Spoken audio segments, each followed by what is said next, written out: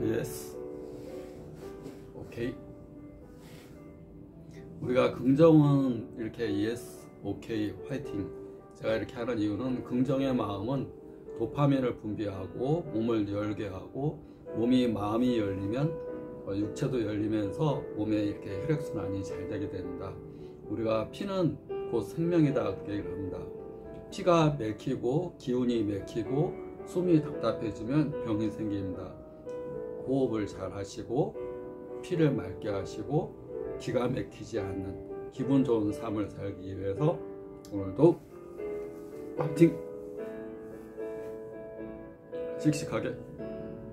오늘은 안구건조에 대해서 설명드리겠습니다. 안구건조. 일상생활 현대인들은 거의 누구나 다 안구건조로 불편한 증상이 있습니다. 우리 안구건조는 눈 자체가 건조한 겁니다. 그걸 건성안이라고 그럽니다. 그래서 건성안으로 인해서 나타나는 병증이 건성결막염, 건성각막염. 건조해지면 이물질이 잘 달라붙고 눈이 바짝 마르면서 눈에 바이러스나 균의 침입이 안 되고 그걸 씻어낼 수 있는 눈물이 안 나오기 때문에 눈 자체에 상처나 염증, 또 그걸로 인해서 각막 혼탁까지 이렇게 발전할 수가 있고, 우리가 감기가 폐병의 시작이듯이 콜록콜록 기침하게 되면 그것이 기관지염, 폐렴, 폐결핵 이렇게 발전할 수 있듯이 안구건조는 눈병의 시작이다 보시면 됩니다. 가장 바깥에 있는 것이 이제 눈 위아래에 있는 흰자 부위인 결막과 눈 가운데 홍채를 덮고 있는 각막. 특히 이제 각막은 이렇게 보시듯이 혈관이 없습니다. 혈관이 없는 상태에서 각막에 산소와 영양분을 공급하는 것은 눈물이 합니다.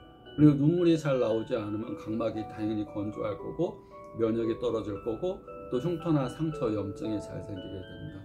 그래서 또 비비게 되면 또 그런 것들이 각막 혼탁의 원인이 돼서 더 심하면 각막 이식으로까지 발전할 수도 있습니다.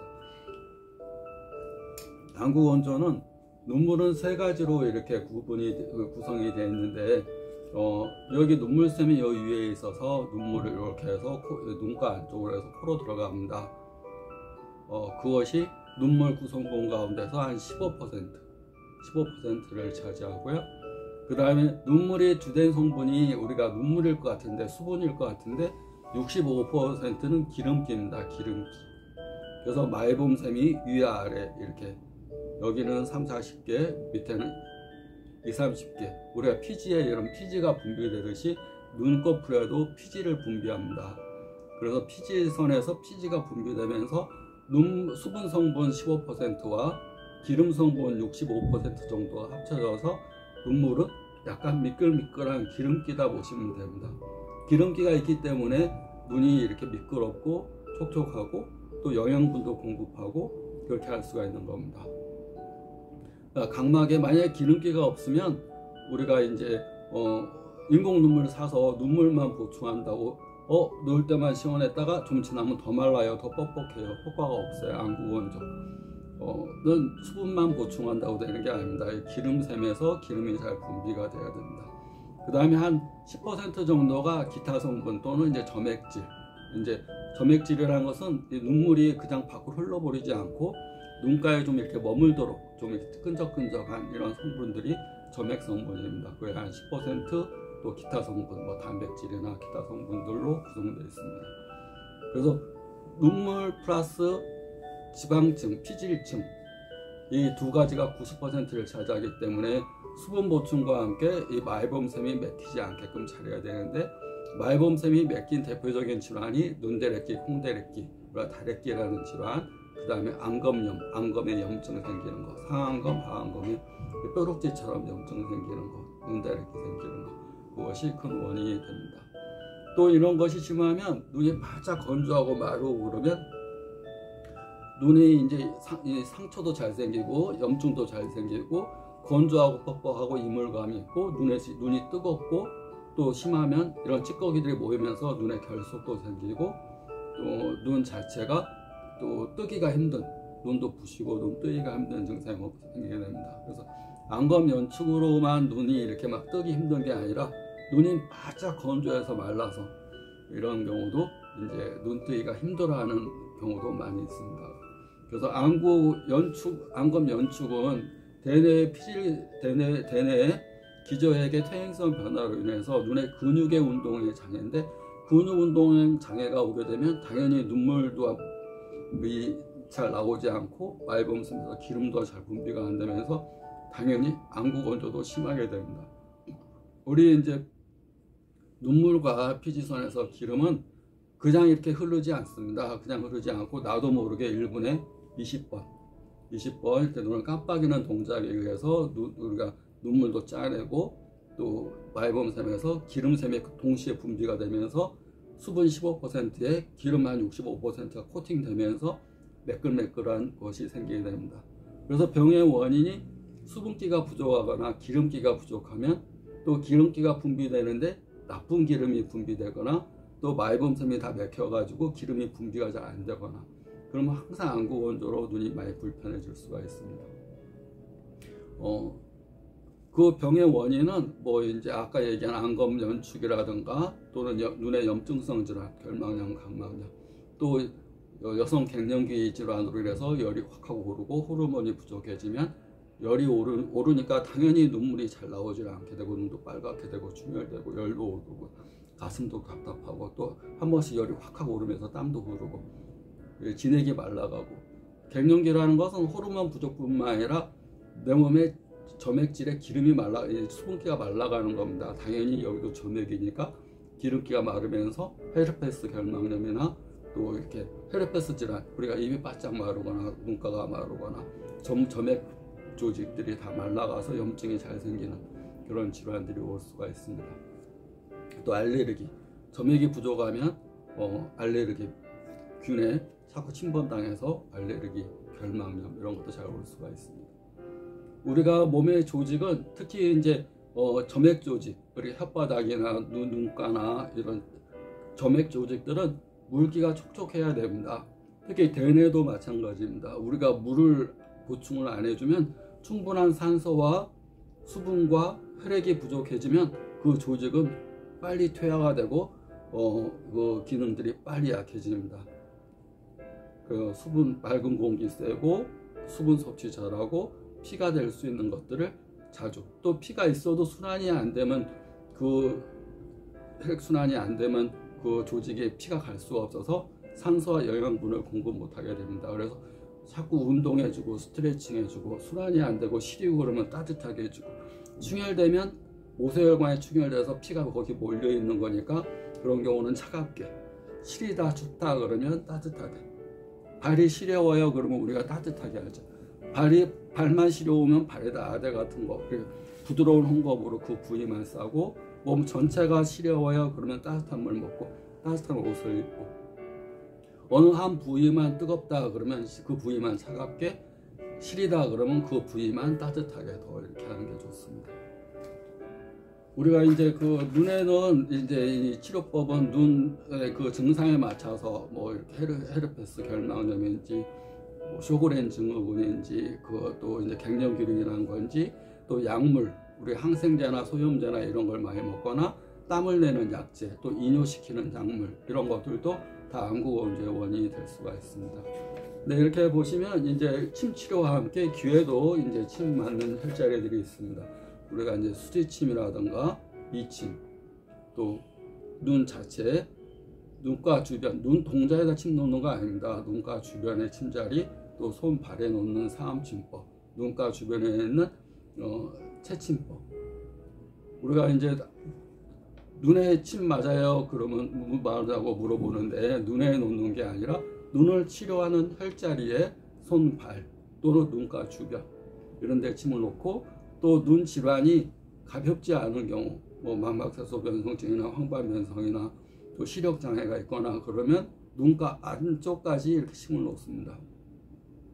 근데 이 안쪽은 좀 조심스러워서 살짝 놓습니다. 이 모세혈관이 더 약하고 예민할수록 눈 안으로 갈수록 혈관이 굉장히 약해서 잘 출혈될 수가 있어서 굉장히 조심스럽게 하고, 침동자리는 꾹 눌러서 지혈을 해줘야지 멍이 들지 않습니다. 하여튼 환자분들이 궁금해하는 것은 눈에 왜 침 맞아요? 이렇게 하는데 나 침 눈에 어떻게 무섭게 침 맞냐? 그러는데 아니고 손 발에 눈을 치료하는 혈자리, 또 눈가 주변에 눈을 치료하는 혈자리, 혈압이 있거나 뒷목이 뻣뻣하거나 목 디스크가 있으면 목 뒤에, 또 귀에도 이제 이렇게 혈자리들이 있어서 이렇게 여기가 안점, 여기가 이제 안점, 우리가 눈동자 안자에서 안점, 그 다음에 여기가 이제 액점, 뒷목에 해당되는 자리, 그 다음에 모기, 우리 눈동자, 침을 이렇게 놓는 자리들이 있습니다. 또 우리가 인류의 역사는 오래됐기 때문에 오래된 역사 동안 수많은 치료법들이 있어 왔고, 또 혈자리의 발견도 그 수많은 역사 동안 어느 자리 누르니까 어떤 게 낫네, 이런 경험에 의해서, 인체 실험에 의해서 어떤 결과들이 나온 겁니다. 쥐 실험이나 토끼 실험을 통해서 결과가 나온 게 아니라 직접 사람한테 어떤 혈자리를 누르니까, 어떤 혈자리에 침을 맞으니까 어떤 게 좋아졌다. 이것도 마찬가지입니다. 이 침의 좋은 점은 침을 붙이고 다니는 겁니다. 침을 붙이고 다니면서 불편할 때마다 꾹꾹꾹 눌러주고, 특히 여성분들이 이제 생리통을 많이 앓는데 생리통도 마찬가지입니다. 부가 환소라는 자리가 있습니다. 부과, 부인과 혈자리에다가 이렇게 보시면 됩니다. 부인과. 우리가 이제 가볍게 이런 것만 알아도 이제 생리통을 뭐 항상 약을 갖고 다니면서 먹는 것보다, 만약에 10개의 생리통이 있었다면 한 5개, 6개 참을만하게 생리통이 이걸로 준다면 약을 2개 먹던가 1개로 줄인다든가 약을 줄일 수가 있겠죠. 부가라는 자리는 엄지손가락이 안쪽, 여기서 적백육자라고 해서 바깥 피부와 안쪽 피부가 만나는 쪽에 3분질 지점에 요 위에 하나, 요 위에 하나, 귀에 침 붙이듯이 붙이는 침을 붙입니다. 귀에는 이제 피내침이라고 해서 붙이는 침을 붙이고 활동하듯이 여기도 마찬가지입니다. 침을 붙이고 활동하는 겁니다. 부과, 부인과, 그 다음에 환소라는 자리는 넷째 손가락이에요. 바깥쪽 정중앙, 여기는 2개 이렇게 붙이는 거고, 여기 환소가 무슨 뜻이겠습니까? 난소의 기능을 다시 돌아오게 한다. 난소의 기능을 좋게 한다. 이건 부인과, 그러니까 부과 환소를 원래 세트로 같이 씁니다. 여기 바깥 4번째 손가락, 여기 2번째 마디에 여기와 여기 사이 2분질 지점, 침을 붙이고 이렇게 활동하면 됩니다. 자기 일상생활하고. 근데 침을 붙인 자리가 따갑거나 아프면 그 초보자거나 잘못 붙인 거니까 약간 안 아픈 자리로 이동하면 됩니다. 침은 항상 놓을 때는 아플 수 있지만, 왜냐하면 어떤 자극물이 들어가니까 아플 수 있지만, 맞고 나서 침이 아픈 건 잘못 찌른 겁니다. 침을 맞고 나서 좋은 느낌은 산창, 마비라고 그럽니다. 뻣뻣하고 뻐근하고 저리고 시리고 뭔가 전기가 통하는 찔찔릿한 느낌이 있고, 침 찌를 때 뭐가 통하는 느낌. 침을 찔렀는데 아무 느낌이 없다 그러면 침 자극이 너무 약하거나 그런 경우, 그래도 안 붙이는 것보다 낫겠죠. 왜냐하면 이 혈자리에다 자석도 붙이고 씨앗도 붙이고 하니까. 자석이나 씨앗이 붙일 때 어떤 아픔이 없거든요. 그렇지만 자석에 N극, S극이라는 거로 인해서 자석에는 통증은 없지만, 우리가 이제 자석이 이렇게 쫙 달라붙게 하잖아요. N극, S극 하면 계속 이렇게 순환시켜주는 힘이 있기 때문에 자석을 이렇게 붙이기도 하고, 또 씨앗, 침 대신에 씨앗을 혈자리에 붙여서 계속 자극이 가게끔 하고 그렇게 하는데, 침은 그보다 좀 뾰족하고 더 한 거니까 당연히 찌를 때는 약간 따끔한 것이 있는 거죠. 찌르고 나서 따끔한 것은 잘못한 거지만, 찌를 때는 약간 따끔 이런 것은 있을 수 있습니다. 근데 좋은 점, 제가 경험한 바로는 생리통이 심한 경우, 침 맞을 때는 통증이 그쳤는데 계속 아프다, 침 빼면 또 아프다 그런 경우 침을 꽂고 자라고 그랬더니 다음날부터 생리통이 많이 좋아지는 거예요. 그리고 침을 이렇게 맞았는데 침 맞을 땐 괜찮다가 좀 지나면 또 아파요. 그러면 하루에 침 2-3번 맞으러 오세요. 그래서 꼭 침을 하루에 1번 맞는 게 아니고, 통증의 크기가 크면 하루에 2-3번도 맞기도 합니다. 그러니까 또 침을 일반적으로 이제 유침 시간이라고 침을 꽂아 놓는 시간이, 인체를 한 바퀴 삥 도는 기간이 28분 48초라고 그럽니다.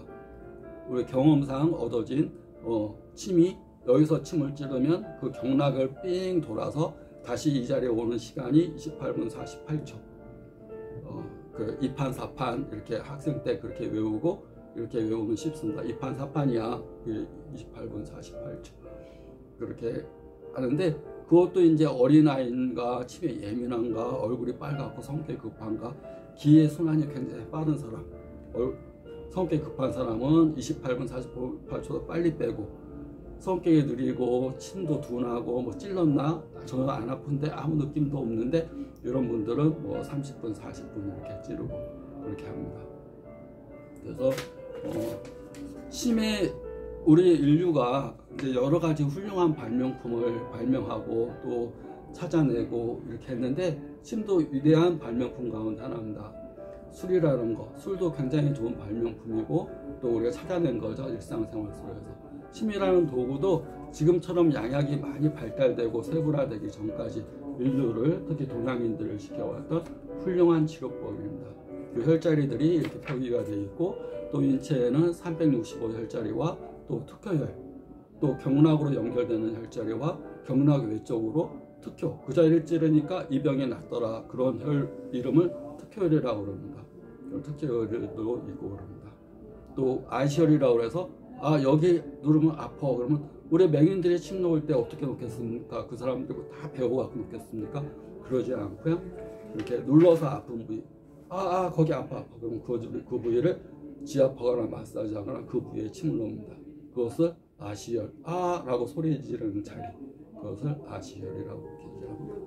그래서 침을 맞고 우리 이제 그래도 계속 아프거나 그러면 파스를, 우리 이제 치자파스도 두 종류가 있는데, 치자파스처럼 이렇게 찬 성질의 파스가 있고, 겨자파스 또 인삼파스처럼 더운 성질의 파스가 있습니다. 그래서 어디가 쑤시고 아프고 열이 난다 그러면 치자파스, 차가운 성질. 우리 옛날부터 멍이 들거나 어디 다치거나 그러면 치자떡을 해서 붙여서 멍을 빼내고 그랬는데, 그것은 차가운 성질의 치자파스를 붙이고, 시리다든가 춥다든가 그 부위가 순환이 안 돼서 오는 경우, 그런 경우는 아까 인삼이나 이런 파스, 요즘 따뜻한 성질의 파스를 붙여주는 게 도움이 됩니다. 그것도 알러지가 있거나 피부가 예민하거나 그런 경우는 일본에서 유행하는 형태인데, 동전식으로 파스를 잘라가지고 내가 아픈 부위마다 이렇게 붙이면, 파스도 이렇게 밀폐된 상태에서 또 이렇게 꺼즈까지 하게 되면 통풍이 안 되면서 많이 가려울 수 있습니다. 그러니까 파스 동전식으로 하게 되면 통풍이 그래도 전체를 덮는 것보다 나으니까 잘라서, 침 맞는 부위에 잘라서 여기저기에 다 붙이면 됩니다. 여기 부가반소도 마찬가지입니다. 꼭 침을 아니라 어떤 자극을 주는 게 중요한 거니까 여기도 파스를 붙인다는 거. 다시 설명을 드리면 부가반소, 지금 부인과는 아니지만 하여튼 이것도 눈과 또 밀접한 연관이 있습니다. 여자의 근본은 자궁이기 때문에 여기에 북과 여기에 적배육제의 북과 혈자리 2개와 네 번째 손가락 가운데 한소, 난소 기능을 회복시켜주는 자리, 이런 것들을 남자 여우, 여자는 오른쪽, 남자는 왼쪽. 근데 남자 맞을 일은 없으니까 오른쪽 손에 이렇게 부가반소를 놔주는 게 좋습니다. 또 안구 건조로 인해서 많이 불편한 증상을 이렇게 종합적으로, 왜냐하면 아까 갱년기 호르몬으로 인해서 갱년기 증상으로 이렇게 또 생리통과 함께 눈이 많이 건조 아픈 경우는 눈은 나타나는 증상의 근본 원인이 자궁이니까 이런 자궁 쪽을 치료하면 또 많이 좋아질 수 있습니다. 오늘은 안구 건조에 대해서 일침요법과 함께 설명을 드렸습니다. 화이팅!